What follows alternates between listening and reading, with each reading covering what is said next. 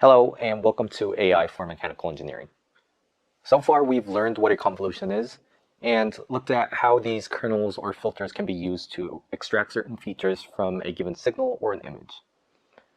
Today we'll be learning the basics of a CNN or a convolutional neural network. Now the main motivation behind convolutional neural networks is, let's assume we're trying to classify these images of a bird. Now the bird in each image occupies a local area. So even though they're in different locations of the image, they occupy a certain region of the images. And our goal is to construct a neural network that is capable of exploiting these properties. Now to us, all three of these images pretty much look like the same image of a bird, regardless of the position. However, considering the fact that a computer interprets each of these images as matrices, classifying these images might be a difficult task for computers. So if you recall the way artificial neural networks, or ANNs, are structured, you'll remember that we had these different layers consisting of different nodes, and each of these nodes are connected to all the nodes of the subsequent layer. So we have this vast interconnected network of different nodes with a given number of hidden layers. And one thing you'll notice here is that because we have some sort of a vector input here, so this input has a 1D shape, whereas our image has a 2D shape. So naturally, it is not feasible to directly apply these inputs for a typical artificial neural network. So what we do here is we slice this image. And for instance, I'll be using column vectors of this given image. Take the first slice and append it over here. Take the second slice and put it over here. So this is our first slice, our second slice. And then you repeat this entire process until you reach the end of the image. And we call this process flattening the image. Now, in terms of using or incorporating information, this approach doesn't seem to be the best. So it's not considered to be the best way to use all available information. And the main reason behind this is because we're dealing with images. So the fact that we're using images implies that there exists some underlying spatial structure within the image. And for instance, if you look at this image, the shape of this bird sort of provides some information and tells us that this is an image of a bird. So if we summarize the way fully connected neural networks work, first of all, for the image, assuming that we have a 2D image, we have to first flatten these images into a vector of pixel values. And in turn, we end up with a very, very long vector as the input. Now for the architecture, we have a fully connected neural network, meaning that each neuron is connected to all the neurons in the subsequent layer. Everything is connected to each other. And because we're flattening the original input image, we're destroying all spatial structures or spatial organization, meaning that we're not incorporating any spatial information. And another problem is that because everything is interconnected, meaning that each connection can be seen as a parameter or weight, we have many parameters. So this is another issue known in artificial neural networks. So to understand why we want to use convolutional neural networks, we want to ask the question, how can we use the spatial structure and the input to inform the architecture of the neural network? And to answer this question, we can finally move on to the motivation behind convolutional neural networks. So the main idea is that we're using a convolution mask to sort of incorporate local or spatial information and combine it with the advantages of using a neural network, which is known to operate with highly nonlinear and complex data sets. So first of all, if we look at locality, again, this basically implies that objects within a given image have some sort of a local spatial support. They have this spatial structure within each image. So instead of using all pixels of the image individually or separately, just like we did in the flattening case or the artificial neural network case, we'll be revisiting or borrowing the concept of kernels from the previous lecture. So if we use a certain kernel and convolve it throughout the given image, we can extract different features within the image. And by using these kernels, instead of having this fully connected connection, we have this local connection over here. This kernel has this local connection over here. So this is the main difference between using all the information at once and looking at certain regions of the image at a time. So the introduction of using kernels or filters allowed us to exploit the locality of these images, meaning that we're exploiting the properties of objects having a local spatial support.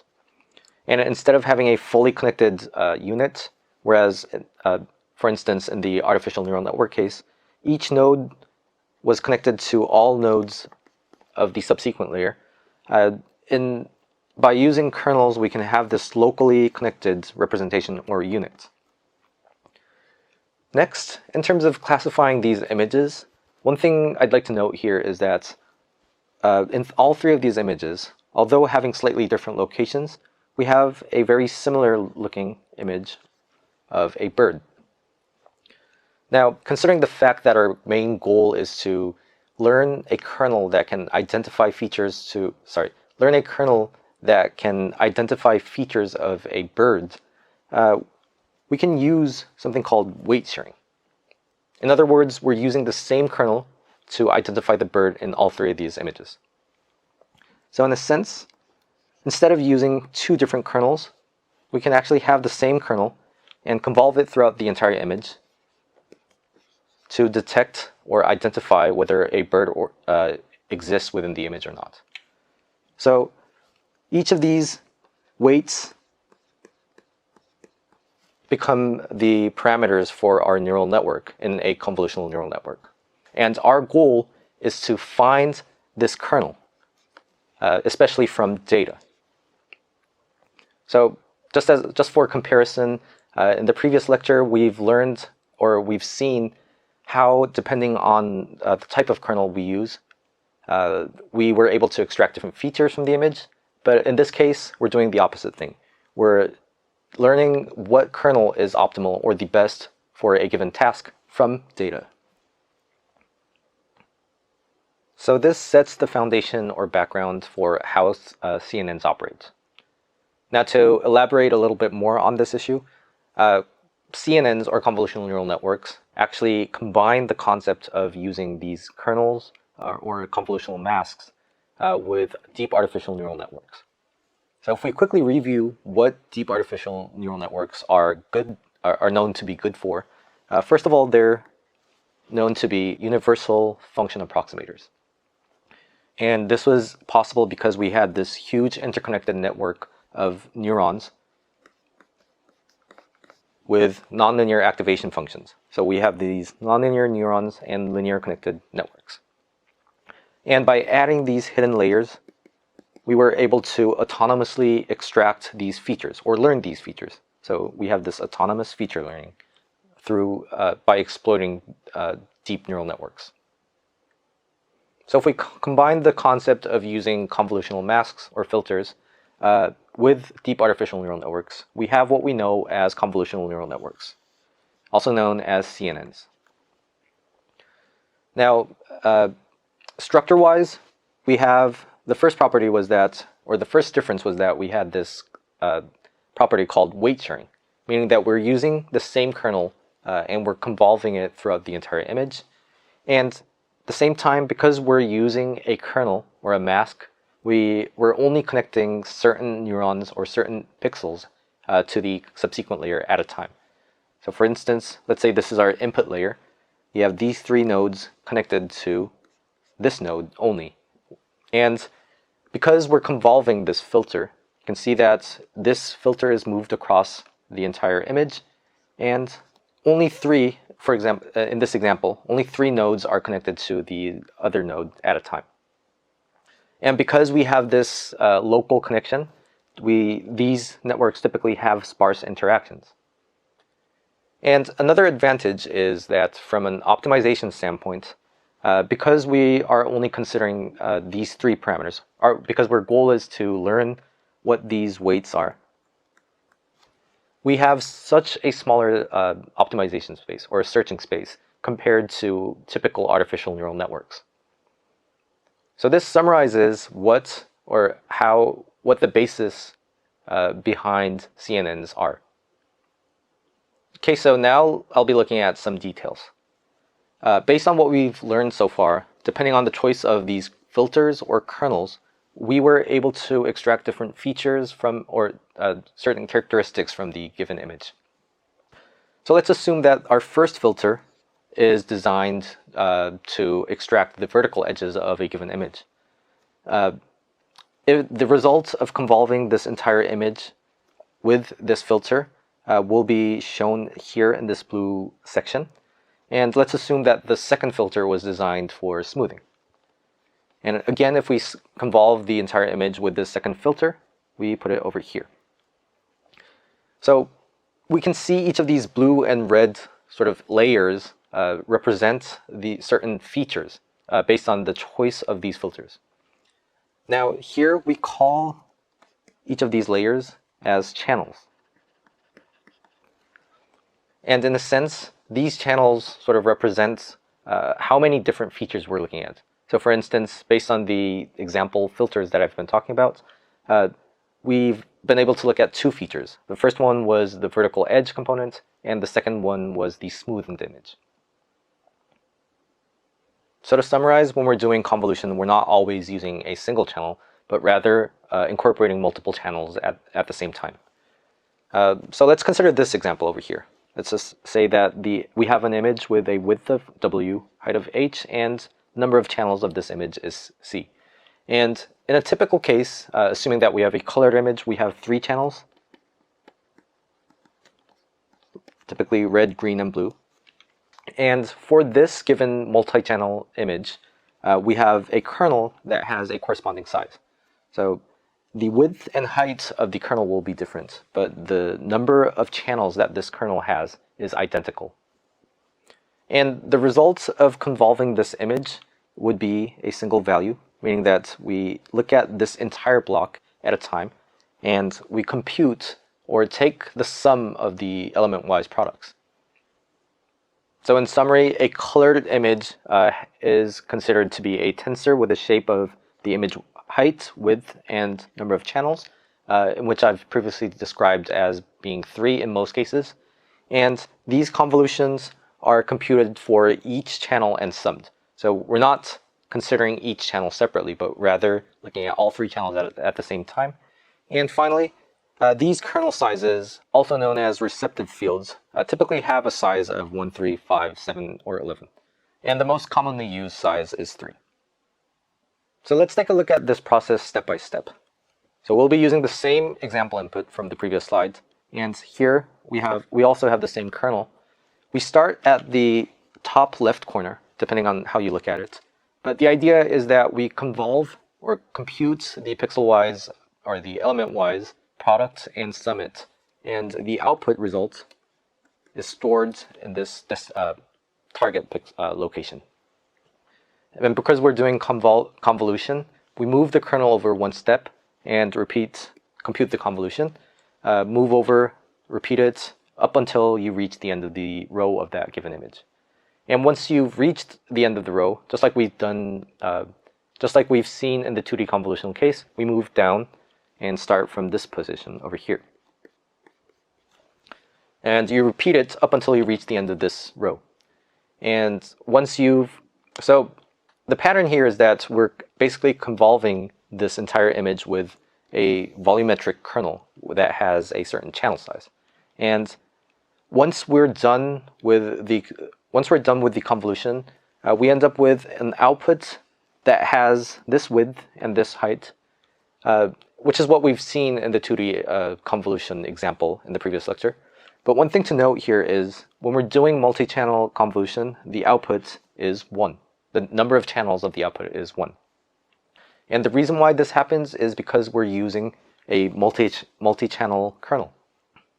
And based on what I've mentioned at the beginning of this lecture, each of these kernels tell us certain aspects of the image. So for instance, if we're using a vertical edge detection kernel, this output channel will correspond to the vertical edges of that given image. Now, the question is, what if we want to incorporate multiple features from the image? In this case, we can introduce an additional dimension here, which corresponds to the number of kernels or number of filters that we're looking at. And if you think about it, this number of kernel, or represented as D, shows how many features we'll be looking at in the output, as the output. So the introduction of this additional dimension D over here is incorporated in our output dimension here and dictates how many output channels we will have as a result of this multi-channel and multi-kernel 2D convolution. So in summary, these activation or feature maps have the following shape, where the input was defined as the following, where Wi, Hi corresponds to the width and height of the original image. C corresponds to the number of channels for the input. And for the output, we have the width and height of the output image, or feature map, and D, which was determined by the number of kernels, or the number of different features that we're looking at. And for the shape of the kernel, of course, we have the kernel width and height, and also the input channels, but we also have this additional dimension D over here, which dictates the number of output channels, or in other words, the number of different features that we're looking at a time. And for the number of parameters, first starting with the weights, we would have W times H times C multiplied with D, which is our additional dimension for the number of kernels. And for the bias, because we only have one bias for each of these output terms, we would have D bias terms.